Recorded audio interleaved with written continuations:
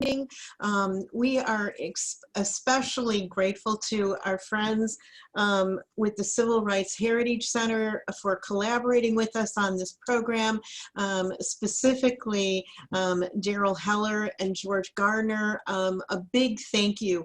I want to say the way this program came about is that I met with Darryl and we were just talking about things that we could do in the future. And we kind of veered off topic, and I was asking him questions, and he started talking about women in the civil rights movement. And I found what he was saying to be so interesting and so fascinating that I felt like the information really needed to be heard by more people.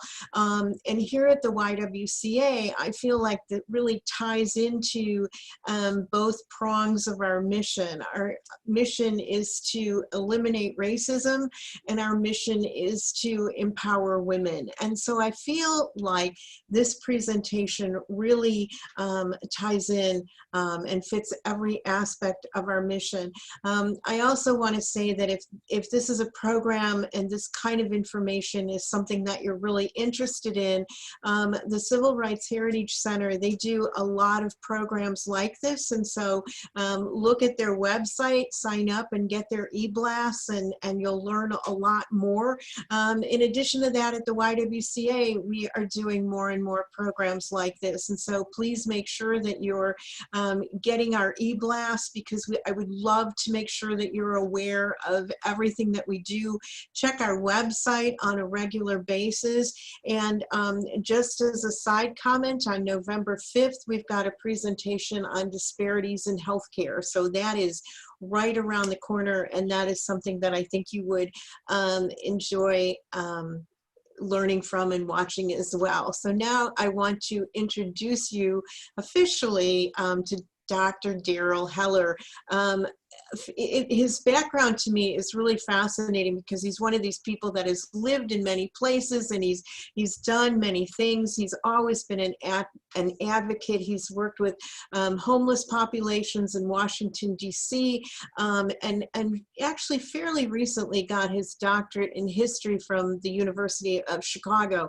And so what I love about this presentation is going to talk about the history of women in the civil rights movement, and then he's going to talk a little bit about what we can do today.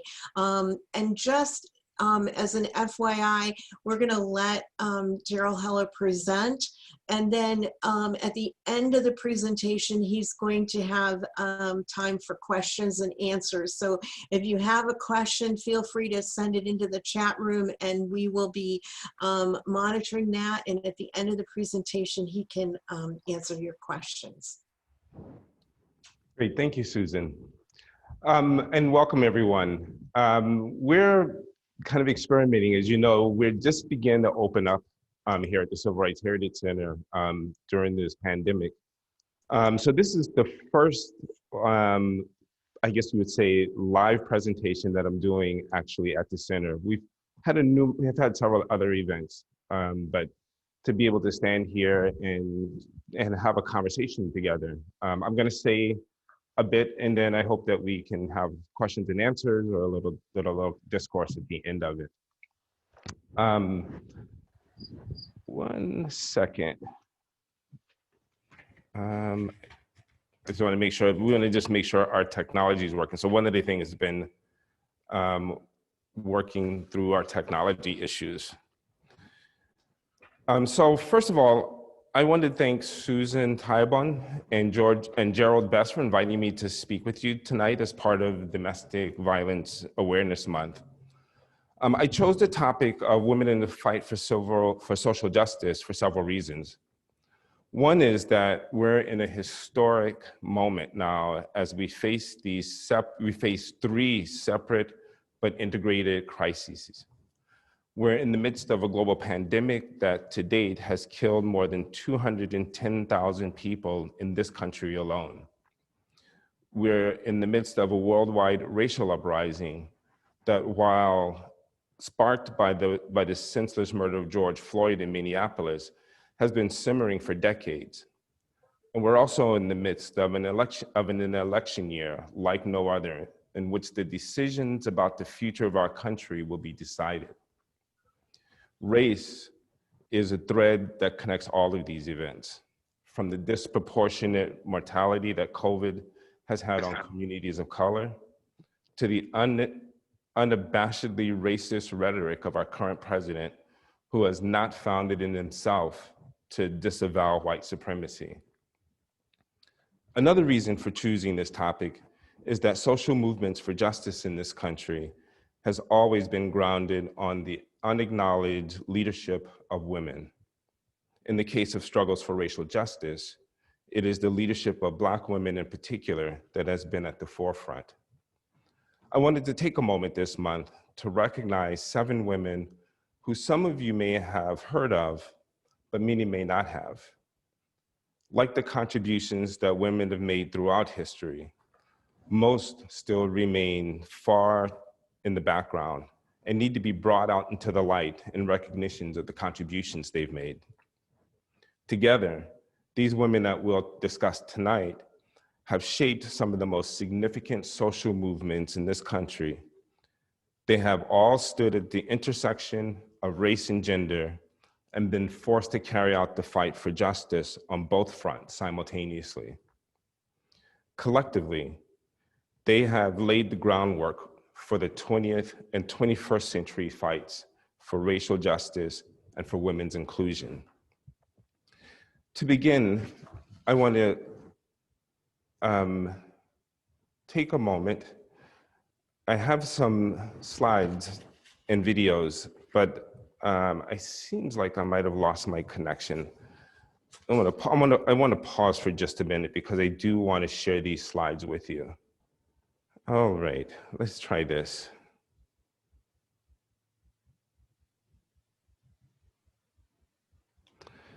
All right. Thank you for your patience. If you will just follow along with me on the screen, you will see the women that I really want us to just talk about tonight. From left to right is Ida B. Wells, Ella Baker, Pauli Murray. In the center, in the bottom is Septima Clark. And to the bottom right is the 3 women, 3 founders of the Black Lives Matter movement, Alicia Garza, Opal Tometi, and Patrisse Khan-Cullors. I want to begin, we're going to do this somewhat in chronological order of the contributions they made. We're going to begin with Ida B. Wells, whose life spanned the 19th and 20th century. She was a staunch advocate for women's suffrage, a dedicated journalist, and committed anti-lynching activist. Her reporting on the crimes of lynchings were based on deep quantitative research and firsthand investigations, which awoke the nation to the atrocities that were being perpetrated against Black people across the nation. Her work laid the groundwork for the NAACP to get off the ground and to build organizations to begin addressing Jim Crow. Ida B. Wells reported on this. Ida B. Wells was born a slave in Holly Springs, Mississippi in July. Oh, it looks like I may have lost you again. I'm gonna continue. And we'll see if I can get the slides back up again. But Ida B. Wells was born a slave in Holly Springs, Mississippi in July 1862. She was born a slave. She was the oldest daughter of 8 children by James Wells and Elizabeth Warrington. She attended Freedom Bureau schools as part of her early education, and she and her family expected their newly freed status to provide opportunities to improve their lives. However, her parents and younger brother died of yellow fever during an epidemic. And as the oldest, took over the responsibility of her remaining siblings. Although only 16, Wells gained a teaching position and worked to support her family. She moved to Memphis and took a leading position in nearby Shelby County.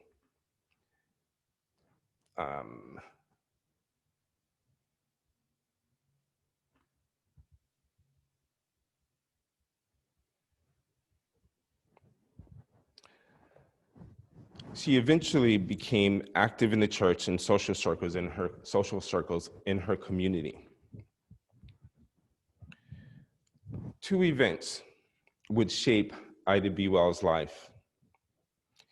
In 1884, while on the way from Memphis back to Shelby County, Wells was forcibly removed from the first-class section of a train reserved for ladies, quote unquote, although she had paid for the ticket, and she was told to sit in the smoking car with the men. She resisted and was arrested and took her case to court and won in the lower case. However, the decision was overturned in the state Supreme Court, so ultimately she lost that. But that is an example of the feistiness and commitment to justice that would mark her for the rest of her life. The second incident that shaped her life was the lynching of a family friend. In 1892, 3 African-American men, Tom Moss, Calvin McDonald, and Will Stewart, set up a grocery store in Memphis. Their new business drew customers away from a white-owned store owner in the neighborhood. And the white store owner and the supporters clashed with the 3 men on several occasions. One night, Moss and others were guarding their store against attack, and they ended up shooting several of the white vandals who were coming to terrorize their store. The 3 men were arrested and brought to jail, but they didn't have a chance to defend themselves from the charges. A lynch mob took them from their cells and murdered them. One of Wells's response to these events was to encourage people to leave the South, realizing or feeling that there was no way to gain justice. But more so, and more to her credit, and for which we remember her for, she began investigating other cases of lynching and writing about them. She became a one-woman crusade for racial justice. Her investigations turned up several inconsistencies within the rhetoric used to justify the extra-legal killing of Black people. One, she found that despite the allegation of rape as the primary cause or rationale for lynching, that rape was not the dominant cause. Actually, the most common rationale was actually homicide. She also found that lynching occurred in parts of the country where there was a functioning legal system, meaning that the extrajudicial killings happened outside of a fully functioning police state. Many of the crimes for which Blacks were lynched for, like her cousins or like her friends, were actually not for crimes they had committed, but for achievements that they had made, such as being a successful store owner or a successful farmer. And that many cases of alleged rape were actually cases of consensual liaisons, consensual sex between white women and Black men. She noted how the rationale for killing Black people had changed over time as well. Because immediately after the Civil War, lynching was said to be necessary to repress race riots. It was actually an example of whites projecting their fears onto Black people. During the period of Reconstruction, the rationale for lynching shifted and was supposed to be a tool to prevent the unlawful domination of Blacks over whites. The, again, rationale being ignorant former slaves had no business pretending or presuming any sense of equality with whites. And in the post-Reconstruction period, during the period in which she was doing her investigative work, the most common cause of lynching and the rationale for the increase in the number of lynching was rape as the dominant charge. Well, Wells held that lynching was itself a race crime. It targeted Black people for alleged crimes against white people that were not reciprocated when white people were convicted of the same crimes against Blacks. She also showed clearly that the charges of rape was the excuse for, not the cause of lynching. As importantly, she argued that lynching was a national crime and demanded a national remedy. As perhaps the most famous Black female journalist of her time, Ida B. Wells published her findings in a pamphlet titled A Red Record in Southern Horrors, in which she gave example after example to verify her claims. Wells was also a committed feminist and a staunch advocate for women's suffrage. Like most Black suffragists, Wells fought for the right to vote for all women, Black and white. She resisted the racism of the suffrage movement and continued to fight along with other Black women, such as Frances Ellen Watkins Harper, Mary Ann Shadd Cary, Nannie Helen Burroughs, and Mary Church Terrell. In 1896, she formed the National Association of Colored Women, which fought not only for women's suffrage, but for the advancement of the African American community. In 1913, the National American Women's Suffrage Association organized a march in Washington, D.C. This was a national suffrage organization that included such well-known suffragists as Elizabeth Cady Stanton and Susan B. Anthony, and as well as Alice Paul. This march that was organized in DC was organized to take place the day before Woodrow Wilson's inauguration as a way of putting pressure on him to support women's suffrage. Wells had planned to march with the all-white Chicago contingent, but was told that she would have to march in the rear with other Black women out of concern for offending white Southern women. Never one to acquiesce to racism, Wells disappeared to stand with onlookers. When the Chicago contingent went by, she stepped out of the crowd and joined the white women marchers, insisting that she had an equal right to be in that front of the march as anyone else. Wells is also considered a founding member of the National Association for the Advancement of Colored People, the NAACP. She was in attendance at the 1909 Niagara Convention, along with NAACP co-founders that included W.E.B. Du Bois, Mary Church Terrell, Mary White Ovington, and Henry Muskowitz. So Ida B. Wells was a prominent woman who blazed many trails in that period. And as a founder of the NAACP, she helped set the tone and helped the NAACP itself become an organization that would make lynching and racial justice its primary fight. Another woman that was part of that and a key figure in the NAACP is Ella Baker, who was an organizer and an activist.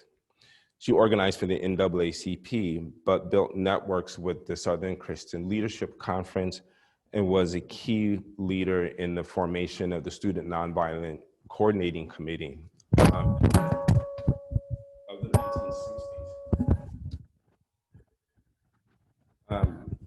I often say that Ella Baker is one of the most important and under-recognized leaders of the civil rights movement. Almost always working in the background, Baker spent some 50 years working as a social and political activist in a few prominent organizations that gained from her involvement. Baker was born in Norfolk, Virginia in 1903 and spent most of her childhood in Littleton, North Carolina. She attended Shaw University, where she graduated as a valedictorian of her class in 1927. Like many other Black folks, she couldn't afford to continue her studies, so she moved to New York, where she stayed with a cousin and immediately immersed herself in community affairs. She organized a Negro History Club at the 135th Street YMCA and served on the editorial staff of several local newspapers throughout the city. Throughout the years of the Depression, Baker worked with various labor organizations in Harlem. In a notable case, while working for the Women's Day Workers and Industrial League, Baker investigated the employment conditions of Black domestics in the Bronx. In an article published in The Crisis, the NAACP newspaper, titled "The Bronx Slave Market," Baker detailed the humiliating presence that Black women, the humiliating practice of Black women looking for day work and were subjected to being looked over by, well, Baker described how Black women would line up in the designated spot in the Bronx to be, quote, bought by predominantly Jewish housewives to clean their houses, do their laundry, iron their clothes, and wash windows for as little as 10 cents an hour. In 1941, Baker took a job with the NAACP as an assistant field secretary. The job entailed extensive travel throughout the South, raising money, organizing new branches, and providing support to existing branches. On the road for up to 6 months out of the year, it was not uncommon for Baker to cover some 1,200 miles in her position. It was during this period that she made contacts and developed networks in the South that she would tap into in decades to come, laying a groundwork and a network throughout the South.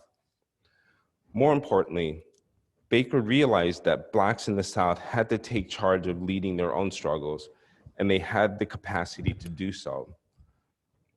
From her perspective, one thing that stood out for Baker was a disconnect between the NAACP's national office and many of its southern branches. With its primary focus on legal battles, the NAACP utilized lawyers and other professionals, leaving the vast majority of its working class base playing a secondary role that mainly consisted of raising funds and supporting the victories when they came. From Baker's perspective, the organization was unnecessarily dominated by top-down leadership that was disconnected from the grassroots. Additionally, she thought the leadership was overly concerned with recognition by whites, which she believed conservatized the organization from taking controversial stances when it made tactical decisions. And she also thought that the organization was overly oriented to a middle-class agenda and not concerned enough with the kinds of economic issues that meant the most to working-class Black people. And finally, she thought the organization was too centralized, with too many decisions being made from New York and not enough from the local communities that were affected by those decisions. In 1943, Walter White, the NAACP's national secretary, appointed her as the national director of branches, making her the highest ranking female staff member in the NAACP. In this position, Baker was in a better position to pursue her agenda for a more democratic, inclusive, and action-oriented organization. Acting on her experiences and observations about the organization, Baker planned the first of many training conferences, which she organized around the theme, "Give light and the people will find a way," which became a slogan for her, that if you just opened the door and shone light, the people themselves didn't need to be told what to do. They could figure that out for themselves. And the job of the organizer was simply to create the context.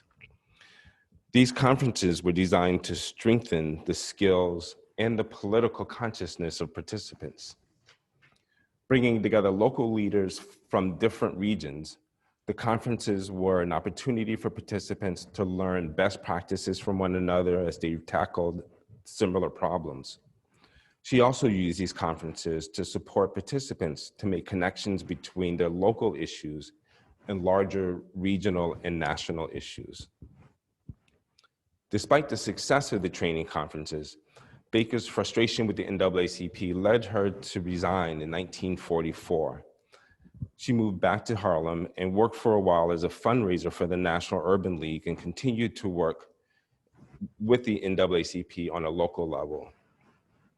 The creation of the Southern Christian Leadership Conference, the SCLC, in the midst of the Montgomery bus boycott in 1955 and 56, presented Baker with another opportunity to bring her considerable organizing skills and political sensibilities to fight for change. Persuaded by Bayard Rustin and Stanley Levinson to take a job with SCLC, she became the executive director of that organization in 1957.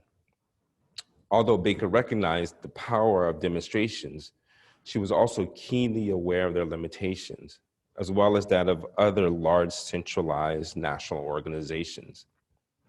She strongly believed that change-oriented organizations needed to be local, with networks developed to maintain effective working relationships among themselves and for large mobilizations only when necessary. In the fall of 1959, Baker outlined a strategy for the SCLC that she called the Crusade for Citizenship.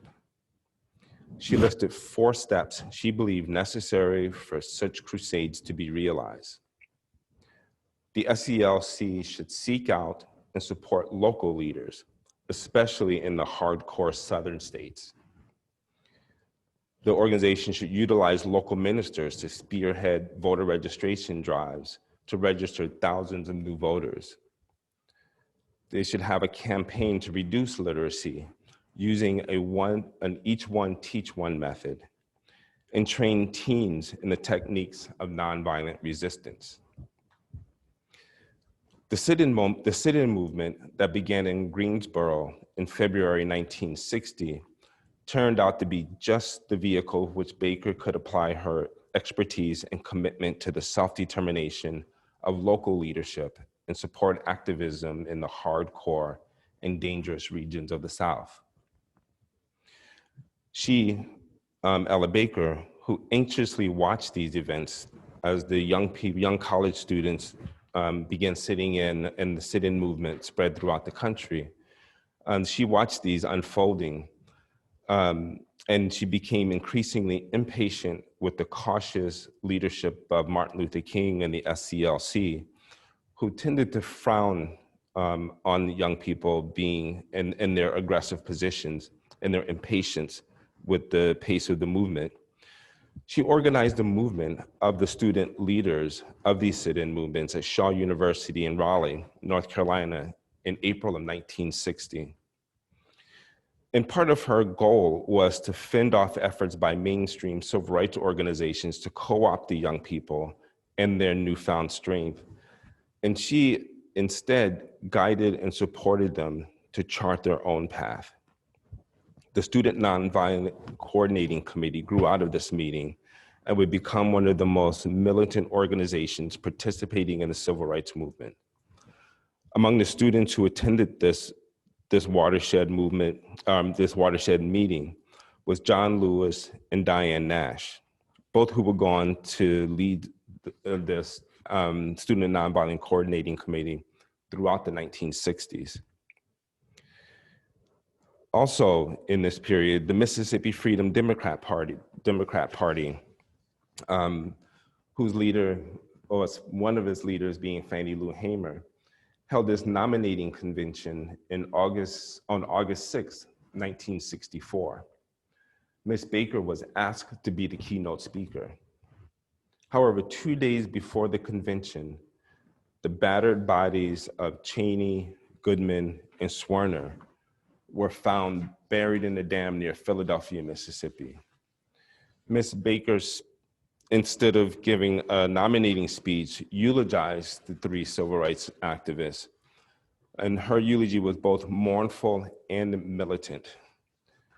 She pointed out the lesser value that Black bodies had in society, declaring that until the killing of Black mothers' sons is as important as the killing of white mothers' sons, we who believe in freedom cannot rest.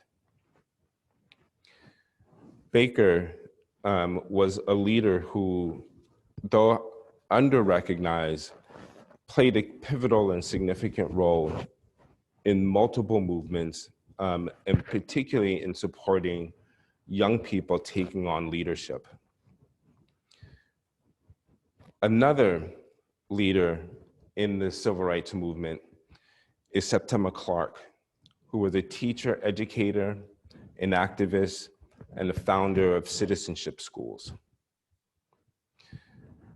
Ms. Clark, like Ms. Baker, was a member of the NAACP, but because of her particular location, developed a new pedagogy in which to teach literacy and to empower people at a local level. Septima Clark was born on May 3rd in 1898 in Charleston, South Carolina. Although she could only afford 2 years of college, she passed the teacher's exam.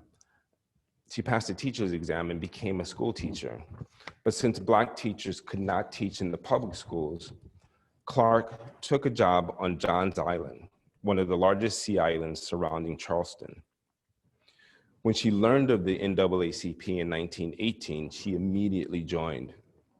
And along with other NAACP members, she participated in a successful campaign to change the policies that excluded Black teachers from teaching in the public schools. By the 1940s, she was hired to work in the public schools in Charleston, but was eventually fired in 1956 after the South Carolina legislature, reacting to Brown versus Board of Education, which was passed in 1954, decided that no city or state employee could belong to the NAACP.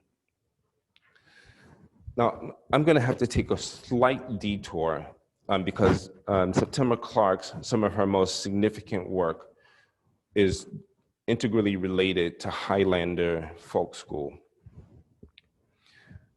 Highlander Folk School was founded during the Depression in 1932 by Miles Horton, the son of a poor Tennessee white sharecropper. Located in rural Grundy County outside of Knoxville, Tennessee, the school was conceived as a place for the poor of Appalachia to organize and to learn. And in its early years, the school primarily served coal miners, mill hands, timber cutters, and small farmers. Later, the school became involved in training labor organizers. But by the 1950s, Highlander was a critically important meeting place and training center for civil rights leaders at all levels. The vision of Miles Horton that he saw for Highlander was as a place where the learned helplessness of the poor could be replaced with the capacity for them to take more control over their own lives. Almost from the beginning, defying state laws based on segregated eating and sleeping spaces, Highlander's philosophy was interracial. For many Blacks who attended Highlander workshops and conferences, this would be the first time that they could and would freely participate in a truly egalitarian and interracial environment. Septima Clark first visited Highlander in 1954 and became a regular attendee at workshops, bringing other people with her and directing educational workshops herself. She was at the 1955 workshop that Rosa Parks attended before the Montgomery bus boycott. And when she lost her job in Charleston, she was hired by Highlander as the director of workshops in 1956. Able to bridge a long-standing desire to bring more people from the Sea Islands to workshops with her experience and familiarity with the people of that island, Clark was able to get Esau Jenkins, a respected leader who had run for local office, who only to be defeated because so few Blacks were registered to vote. She and Esau Jenkins, with the support of Highlander, set up a school, first on a bus that Jenkins used to transport tobacco workers and longshoremen to work in Charleston. And they would do education on the bus, on the ride back and forth to work. But they later worked out of an old building that he and others had fixed up. Calling themselves the Progressive Club, this school became the first of dozens of citizenship schools on the islands and surrounding mainland. Adopting a pedagogy that had been integral at Highlander, Clark supported a teaching style that emphasized the direct experience of the students. Students were allowed to talk about what they had done that day, and with their stories being written down and forming the basis of reading lessons. The curriculum that was developed stressed what was interesting and familiar and important to students, changing according to the desires of the students. Throughout these lessons, discussions, including big topics like democracy, citizenship, and the power of elected officials, also included critical thinking and reasoning that was emphasized, and newspapers were used as texts to be read critically. The success of this method was shown not only by the growth of the schools. By 1961, there were 37 citizenship schools throughout the Sea Islands. But impressively, from the first class of 14 people, 8 were able to pass the literacy test and register to vote. It was reported that it took whites 3 years to figure out what was going on, as their concern grew from the growing number of registered Black voters. Also of importance was Clark and Highlander's interest in creating involved citizens, not just registered voters. Citizenship school students set up numerous community-based programs and businesses, including a credit union, a kindergarten, and a nursing home. While at Highlander, Septima Clark started the Citizenship Education Program to do exactly that, to teach people to become self-sufficient and critical thinkers. She particularly, and to become community teachers. She particularly looked for people who could read well aloud and write legibly. And she would ask to become candidates to be teachers in the citizenship schools. A high school diploma nor a college degree was required. Community folks that local people could feel comfortable with were more valuable than, quote, experts that were from outside the communities. Clark and Highlander spread the model of the citizenship schools across the South, eventually witnessing as many as 200 schools operating at one time. As schools spread and they successfully registered new voters, Clark insisted that basic literacy remain central and not let voter registration become the primary focus. However, for Clark, literacy and registration were a means to an end of discovering local community leaders. It is my belief, she wrote, that creative leadership is present in any community and only awaits discovery and development, sharing the same philosophy that Ella Baker had developed in her organizing.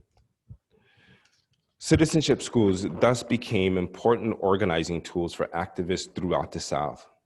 They helped create a network of people engaged in their local community and the means to raise the consciousness and awareness of participants to connect the various issues that affected their lives.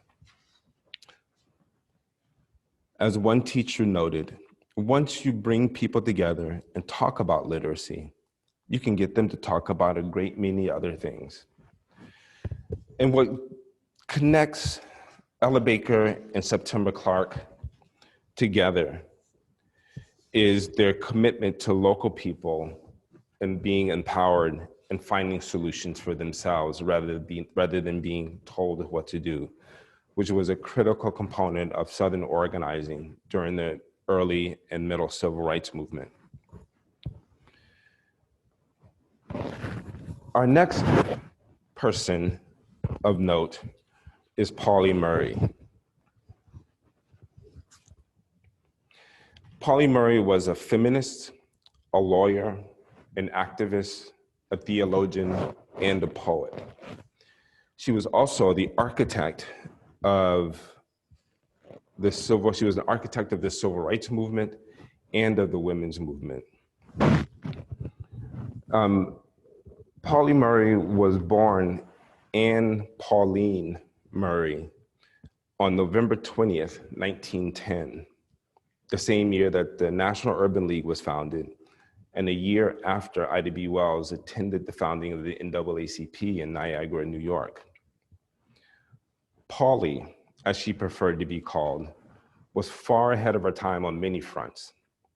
She, like Ella Baker, Septima Clark, and Ida B. Wells, is among the most significant figures in their and our times, yet because they were Black women, were written out of many of the narratives of social movements.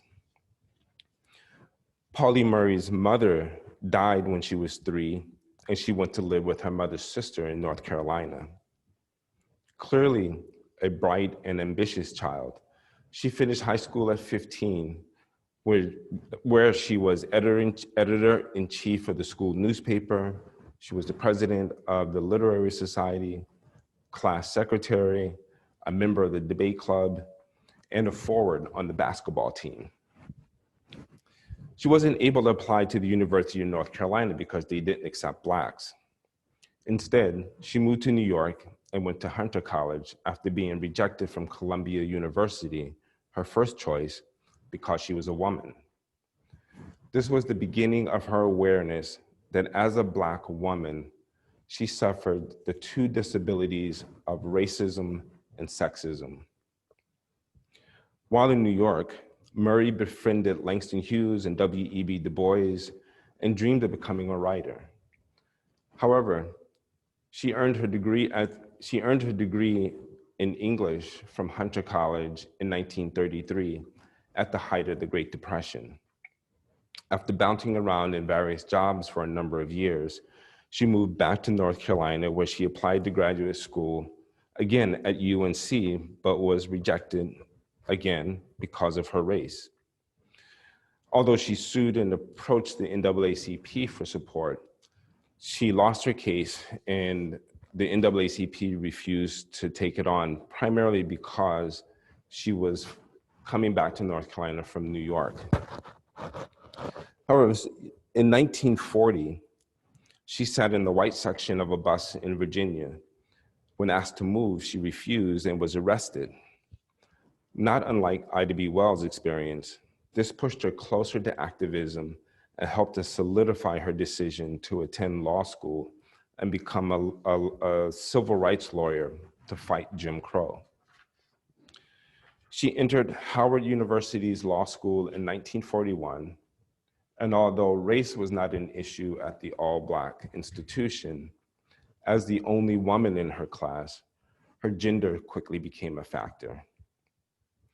On the first day of class, one of her professors, they of course were all male, commented that he didn't understand why a woman would want to go to law school. Humiliated by this comment, which was said in front of other students, rather than back down, Murray committed herself to fighting what she called Jane Crow, the particular oppression of Black women. She had grown frustrated by the slow progress of desegregating public spaces and accommodations. The sensible approach of attacking Jim Crow, followed by the NAACP, was challenging the obvious inequity of Black accommodations, such as segregated schools. Murray, however, wondered why Jim Crow couldn't be taken on directly. While at Howard University's law school, she argued that rather than waging an ad hoc waging ad hoc suits against inequity in individual cases as a way of chipping away at Jim Crow. Segregation could and should be challenged head-on by focusing on the separate rather than the equal parts. In more detail than we can probably go into here, but it's significant. The gist of her argument was that segregation violated the Constitution because it was humiliating and discriminating denial of equality to the group considered inferior. Essentially, she asserted, the 13th and 14th Amendments established universal freedom, the first by requiring individuals to honor freedom for all, and the second by requiring states to do the same. The 13th Amendment, which outlawed slavery or involuntary servitude except in cases of being duly convicted of a crime, had previously been interpreted narrowly by the court to mean one person actually enslaving another person by depriving them of their freedom. However, Justice John Harlan of the Supreme Court had written passionate dissents in two previous cases. The civil rights cases, where the court had ruled that discrimination in private accommodations was a state issue and outside the jurisdiction of the federal government. And in Plessy v. Ferguson, where the court ruled that racial segregation was legal as long as there were equal accommodations for each race. In the first case, in the civil rights cases, Harlan dissented by arguing that the 13th Amendment did something more than prohibit slavery as an institution. It also established and decreed universal civil freedom. This interpretation, according to Murray, included abolishing the burdens, incidents, and disabilities of slavery and those relations which placed the former slave in a position of inferiority attached and associated with slavery. Her professor, she wrote this paper as an argument for her final thesis, final law school thesis. Her professor, who went on to work with Thurgood Marshall in the legal fights against Jim Crow, remembered her arguments and showed her paper to the legal team that he was working with, including Marshall. They went on to adopt her reasoning in their arguments in Brown versus Board of Education, which they won. Murray went on to apply to Harvard University, but was turned down again because she was a woman. However, in 1965, she went on to become the first African-American to receive a Juris Doctorate degree from Yale Law School. She went on later to begin working with the ACLU, where she and another lawyer, Dorothy Kenyon, worked on a case that successfully challenged the exclusion of women from jury service. A year later, the ACLU board created the Women's Rights Project, and the executive director asked law professor Ruth Bader Ginsburg to lead it. In 1971, when Ginsburg submitted her first gender equality brief to the US Supreme Court in Reed versus Reed, using the work that Murray and Kenyon did on their earlier cases, she put Paulie Murray and Dorothy Kenyon's name on this cover page before the Supreme Court. Although neither had actually worked on the case, Ginsburg recognized that their delineation of the connection between race and gender and the way to use the Equal Protection Clause in the 14th Amendment to litigate for gender equality were crucial steps that paved the way. In 1966, Pauli Murray was also a co-founder of the National Organization of Women, because she was working in an era, in a time period in which airline stewardesses were still forced out of their jobs if they married or became pregnant. Newspaper help wanted ads were separated by gender. And despite the passage of the Civil Rights Act in Title VII, several states still had statutes in their books that outlawed women from serving on juries. Murray joined with Betty Friedan and 30 other women to form the National Organization of Women. And if you see in this image, if you look from your left, in the back row, third from the left with the glasses is Pauli Murray. On the front row on the right is Betty Friedan.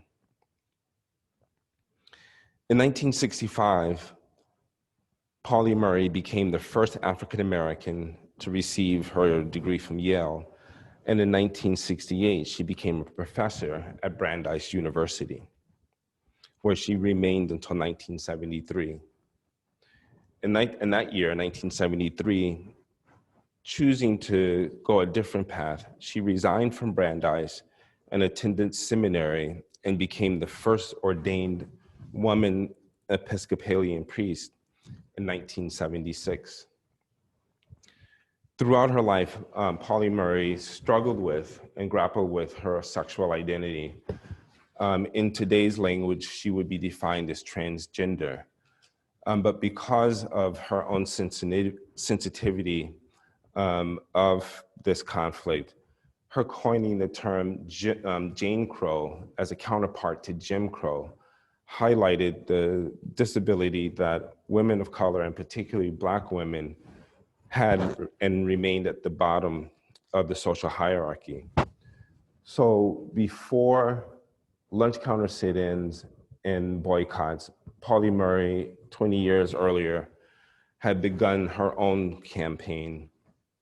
And many decades before the term intersectionality had been coined by Kimberly Crenshaw, Pauli Murray had coined and identified the intersectionality of race and gender through her explication of not only Jim Crow, but Jane Crow. She is truly a leader that we all need to recognize and know more about.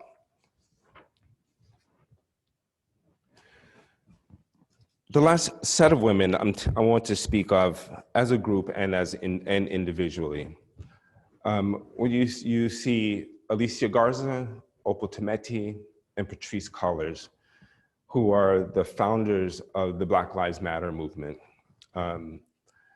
In 2012, Trayvon Martin, 17-year-old young man in Sanford, Florida, went out to the store. He was staying with his father, who lived in a gated community. Was returning from the store when George Zimmerman, a self-designated neighborhood watch person, saw this young Black man coming into the gated community where he lived with his father, but didn't believe he belonged there. Taking it upon himself to follow and then accost Trayvon in the ensuing fight that took place, Zimmerman, who was armed, shot and killed Trayvon. In court, George Zimmerman, using Florida's Stand Your Ground law, argued that he fought back and responded in self-defense, despite the fact that he accosted a young unarmed Black man. He was the one who was armed. And in the ensuing fight, the young Black man died. Zimmerman was acquitted. And it was the acquittal of George Zimmerman that infuriated and fueled these three women to initiate the hashtag Black Lives Matter. 2 years later, in 2014, Michael Brown was shot unarmed by the police in Ferguson, Missouri, that led to the Ferguson uprising. Black Lives Matter at that point moved from a hashtag or a slogan to a full-fledged social movement. Opal Tometi, Alicia Garza, and Patrisse Khan-Cullors are credited with creating the impetus. in May of 2020, the murder of George Floyd has seen the movement for Black Lives Matter take ascend to another level. And it moved from a local, regional, or national movement to an international movement. Today, Opal Tometi, Patrisse Khan-Cullors, and Alicia Garza have become household names in some way, in many regards. Opal Tometi is a human rights advocate, a strategist, and a writer of Nigerian American descent. She currently serves as the executive director of the United States' first national immigrant rights organization for people of African descent, the Black Alliance for Just Immigration. Alicia Garza is an Oakland-based organizer, writer, public speaker, and freedom dreamer, who currently is the Special Projects Director for the National Domestic Workers Alliance, the nation's leading voice for dignity and fairness for the millions of domestic workers in the United States. And Patrisse Khan-Cullors, author, educator, political strategist, and organizer. She is also the founder and chair of Reform LA Jails. Patrisse currently is executive director of the Black Lives Matter Global Network Fund and is providing leadership to the national Black Lives Matter movement. The movement for Black Lives and Black Lives Matter and the Black Lives Matter movement is summed up most eloquently, not in words that I could speak, but in words that were written by Alicia Garza.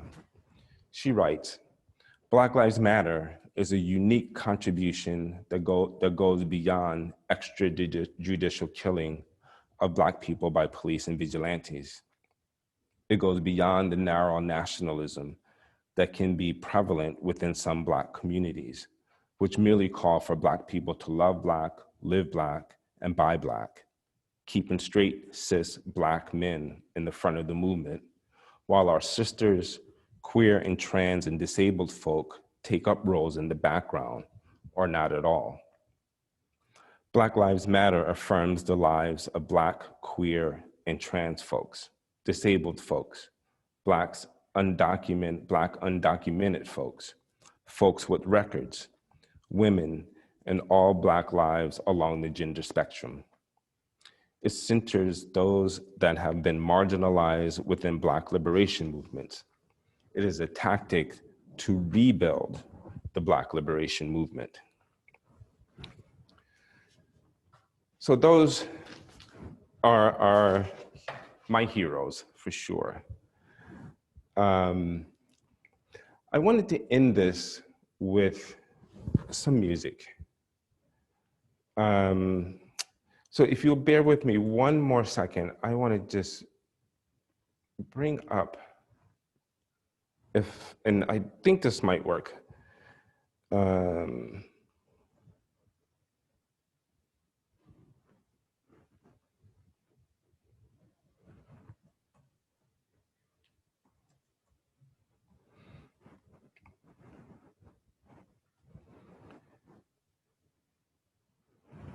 This is a song that was written by, well, it was put to music by Bernice Reagan Johnson of Sweet Honey in the Rock. The words themselves, however, are Ella Baker's words. And we'll see if this works.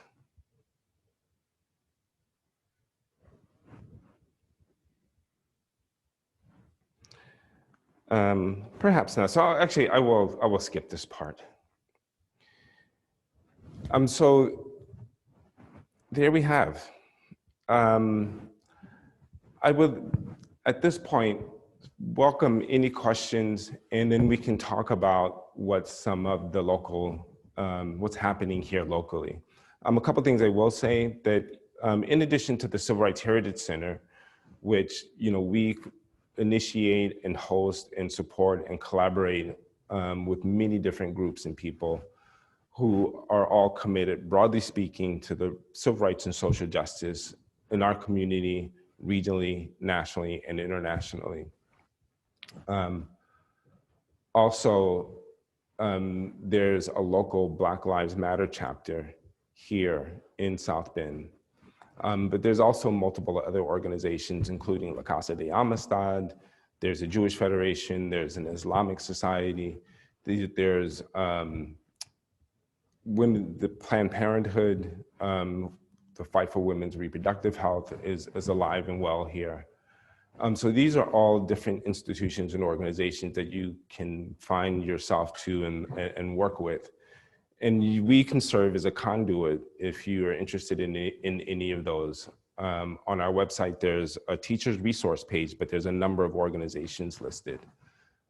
So, this is an opportunity to not just learn more, but what we always want to happen out of these kinds of events is for folks to become more active.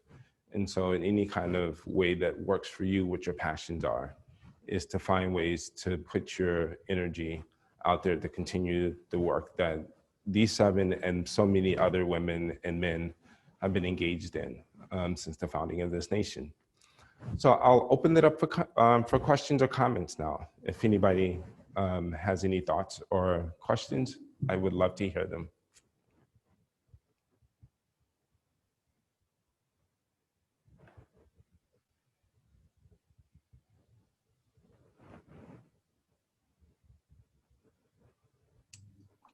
Yeah, there's something where somebody is requesting if you, Dr. Heller, could talk about the traits and or skills that seem most crucial to successful social movements, and given these reformers' lives as examples. So what skills should we be cultivating for effective organizing?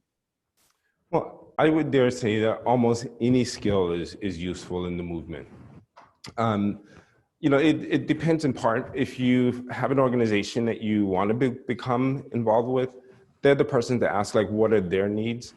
But certainly everything from being able to drive, to typing, to just bringing your body out in cases where conflict is happening. So for example, we had a coalition of folks that if and when ICE was threatening undocumented workers, that there was a set of people that could be called to support and fight against the deportation.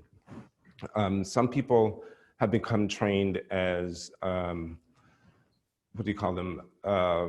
folks who are witnesses.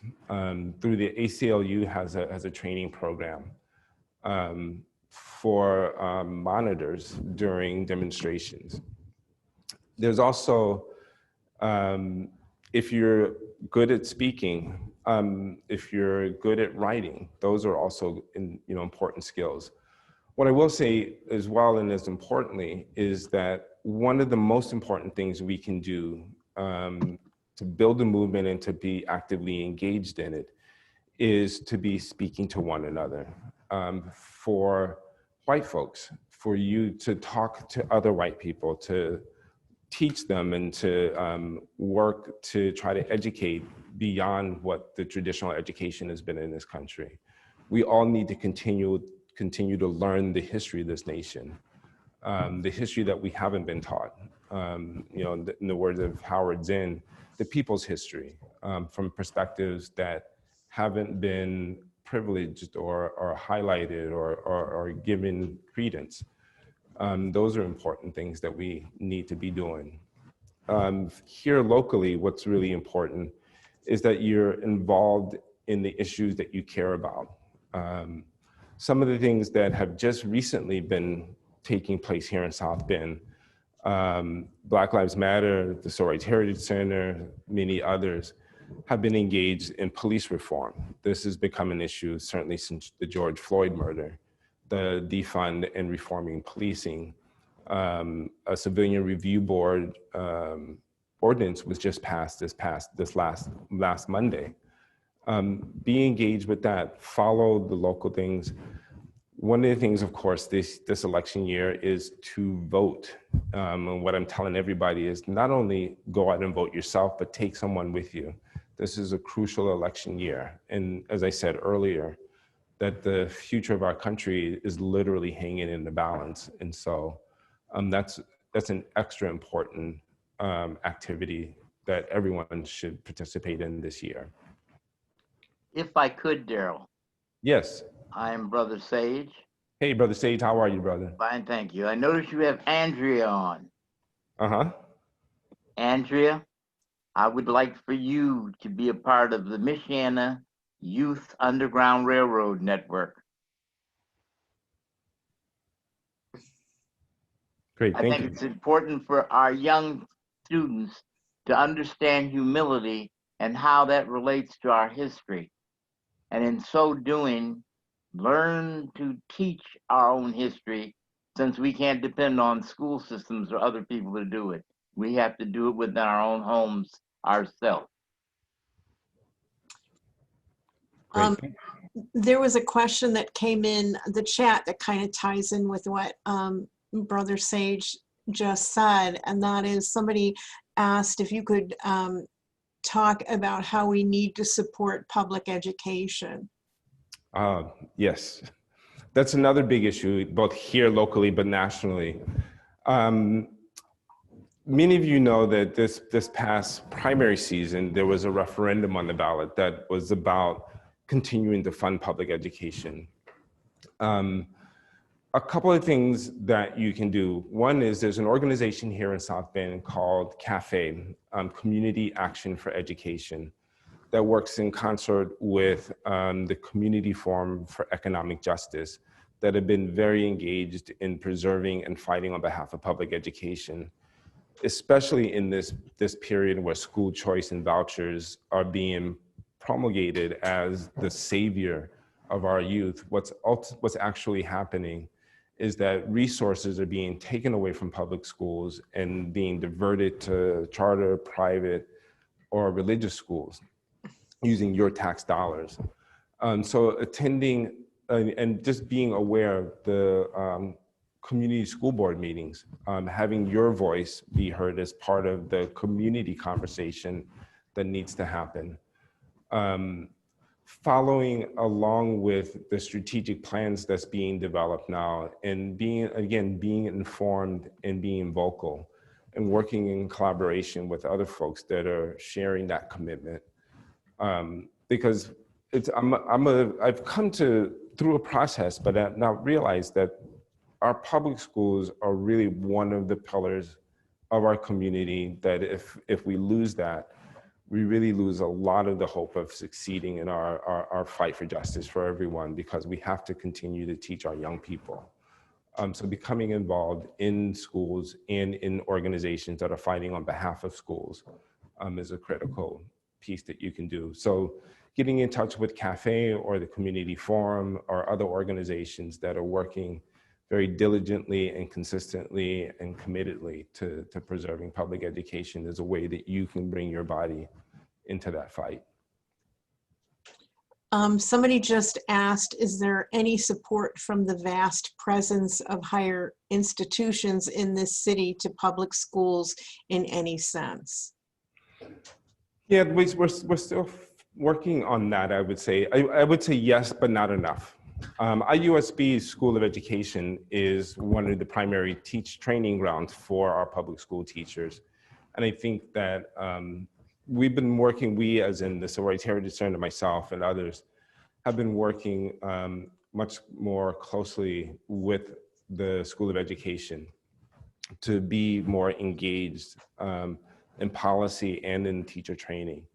One of the things that is important, particularly for our schools of higher education to be doing, and especially those that are training teachers, is to train teachers on things like cultural competency, implicit bias, and restorative justice. That these are ways that we have to engage in building our relationships that happen from the classroom out, And if our teachers don't know history, then they can't teach our young people history. And if our teachers aren't practicing restorative justice practices, then we can't use those, we can't teach those to our young people. So those are ways that I think schools of higher ed can be involved, and especially since they have, quote, experts or folks who have the credentials, being engaged in the policies that shape schools is another way that I think our schools of higher ed can and should be more deeply engaged in public education. There's another question that came in, and it says, I'm interested in Septima Clark's pedagogy of creating involved citizens versus utilization of voter registration drives as primary only organizing activity. What would present day citizenship schools look like? How can we birth them into being sense? I hear too many people express dissatisfaction with politics and both parties. Great question. That's a live conversation that many of us are having. If you haven't read, I would recommend The Pedagogy of the Oppressed by Paula Frary to everyone, which is along the same pedagogical model that Septima Clark was working on in her citizenship schools. But what that looks like is kind of what we're doing. We can do it in small groups, but the underlying premise of citizenship schools and the pedagogy of the oppressed is meeting people where they are and teaching them what they want to learn. Not imposing, but collaborating and collectively building. Frary talks a lot about the dialectical and the dialogical practice of education, that learning is a social activity. So that education has to be a social practice that we all engage in collectively. We do it some through small groups and reading groups of folks who want to learn a particular thing, because you can always find more avid learners when you're giving them things to learn that they're interested in. And in some ways you can trick them into learning things that they may not even know that they're learning by bringing them together around subjects and topics that are meaningful to them. So teaching literacy, as Septima Clark did, for example, not by reading primers that are abstract and have no relevancy to the people learning, but finding out what are the issues that they care about, and then finding materials that speak to those issues. I mean, using those as teaching tools. And with that, you can do everything from literacy to math, to science, to whatever subject, to philosophy. But building citizenship schools, and Septima Clark's model was with adults, but we can do that in small groups with young people as well. In some ways, this is a particular moment. I don't have a great idea of what that looks like because I'm not a K through 12 teacher. But in this era of Zoom, when everybody's learning distantly and virtually, I think that this is a moment that we need to be, creatively thinking about how to use that model of citizenship schools, in a way that's meeting the present moment. So I don't have that. Those are the thoughts I have at the moment. But I think that that's a conversation that you should really engage others like yourself who are interested in that. Because I think, again, there's no one answer, but if we can find those answers collectively by coming together. Does anybody have any other questions? I want to say a huge thank you to Dr. Heller for taking the time to teach us the history that we have not been taught. And you talk about how important that is, and I want to thank you for living by example and for taking the time to educate us and teach us so much. And in the chat room right now, there's so many thank yous that are coming in that I cannot repeat all of them, but I can tell everybody here is really, really grateful. And I just want to send a reminder that if you go to the YWCA of North Central Indiana website, you can learn a lot about what you can do as an individual and as a workplace, in your workplace, to really create awareness about domestic violence. Right now, 1 out of 3 women are the victims of domestic violence. And so anything that you can do to increase awareness, to raise funds, is just really helpful, not only to the YWCA, but to women who are dealing with issues pertaining to domestic violence. And I also would want to encourage everybody to go to the Civil Rights Heritage Center and look at their website, because there are so many great programs that are listed on that website. And I intend to listen to a lot more of your programs. But in the meantime, thank you for your time. If anybody else has anything else they want to say, we've got, a few more minutes. So if somebody's got an additional question or anything, we've just got a little more time. I would like to personally hear from Andrea. Andrea, are you with us still?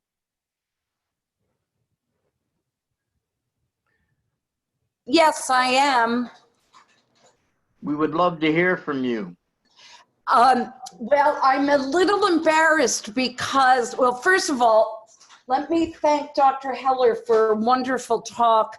So great. I learned so much and it was fabulous. I'm embarrassed because that's a picture of a little kid, but I am a grown-up. She just speaks to the child in me. But I have worked with young children in the past, and I have tried to do what you suggested. And I will keep doing that when I meet with young people, with any of their grown-ups, with any friends who have children, because it is important. And I have done some work in the local schools, local K through 12 schools, to mentor young people, actually young girls of color. And I agree with you, it's important. And I think the issues raised by Dr. Heller and the great history he gave us is a great lesson for everybody. So thank you. Thank you. Thank you. There's one more question, if you can take the time to answer that. Sure.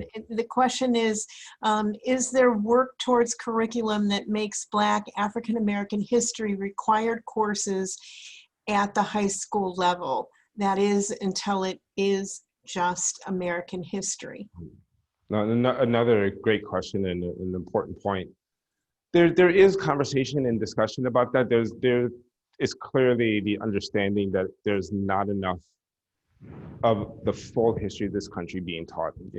History is whitewashed at best, and voices, indigenous voices, Black voices, queer voices, many other women's voices are often left out of the narrative that we learn in school.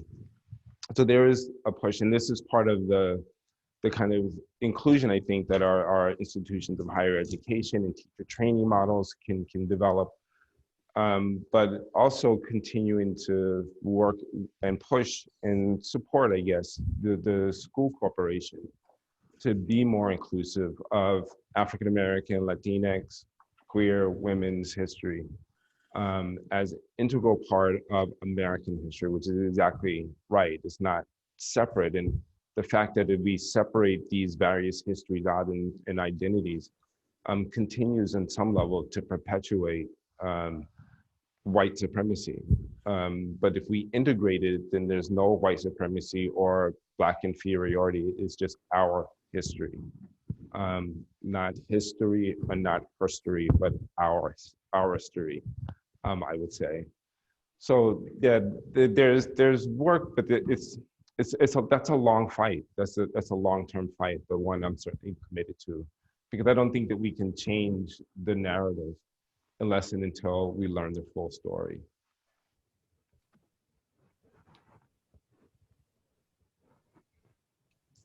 Anyone else? I think that's it. I think